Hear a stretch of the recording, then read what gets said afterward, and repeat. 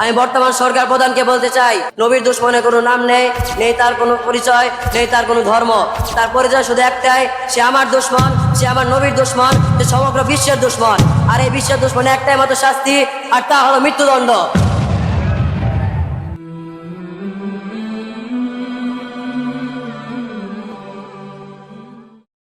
আসসালামু আলাইকুম ওয়া রাহমাতুল্লাহি ওয়া বারাকাতুহু। আলহামদুলিল্লাহ, আলহামদুলিল্লাহি ওয়াহদা, والصلاة والسلام على من لا نبي بعده، أما بعد فأعوذ بالله من الشيطان الرجيم. بسم الله الرحمن الرحيم. قال الله تعالى في القرآن المجيد: وإنك لعلى خلق عظيم. وقال النبي صلى الله عليه وسلم في الحديث الشريف: من سب نبينا فاقتلوه، أو كما قال عليه الصلاة والسلام. আলহামদুলিল্লাহ, অর্ধকাল কাসেমুল উলুম বোটবাজার মাদ্রাসা কর্তৃক আয়োজিত আজকের এই অনুষ্ঠানের সম্মানিত সভাপতি, বিজ্ঞ বিচারক মণ্ডলী, দক্ষ উপস্থাপক এবং আমার সামনে উপস্থিত বাংলার দূর দূরান্ত থেকে আগত ইলম পিপাসু একজাক তরুণ কাফেলা, সকলকে জানাই আমার অন্তরের অন্তঃস্থল থেকে আন্তরিক শুভেচ্ছা ও অভিনন্দন। প্রিয় উপস্থিতি, আজ আমার বক্তৃতার বিষয়বস্তু হচ্ছে রাসূল সাল্লাল্লাহু আলাইহি সাল্লামের চরিত্র ও মর্যাদা। আল্লাহ চায় তো উক্ত বিষয়ে কিঞ্চিত আলোকপাত করার প্রয়াস চালাবো ইনশাআল্লাহ।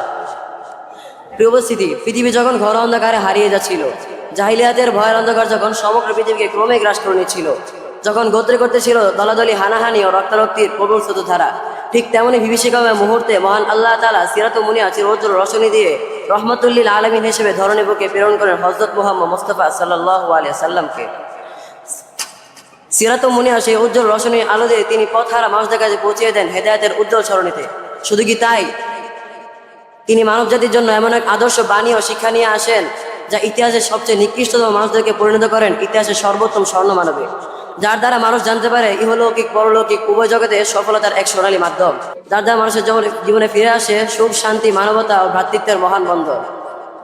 প্রিয় উপস্থিতি, তিনি ছিলেন চারিত্রিক মাধুর্য, বদ্ধতায় সব মানুষের কাছে পরিচিত।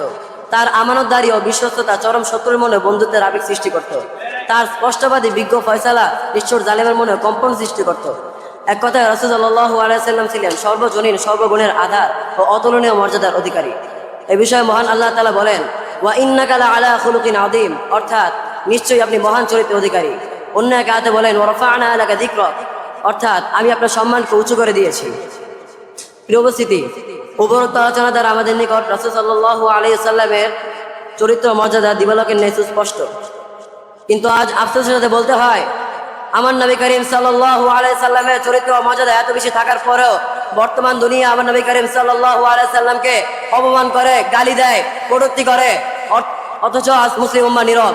আমি ধ্যার্তহীন ভাষায় মুসলিম উম্মাহকে বলতে চাই, যারাই আমার নবী করিম সাল্লাল্লাহু আলাইহি সাল্লামকে অপমান করে তার শাস্তি একটাই, যা আমার নবী করিম সাল্লাল্লাহু আলাইহি সাল্লাম সুস্পষ্ট ভাষায় বলে দিয়েছেন, মান সাব্বা নাবিয়্যা ফাকতুলুহু, অর্থাৎ যে কোনো নবীকে গালি দিবে তাকে হত্যা করো, যার অপমান করেছেন সাহাবায়ে কেরাম।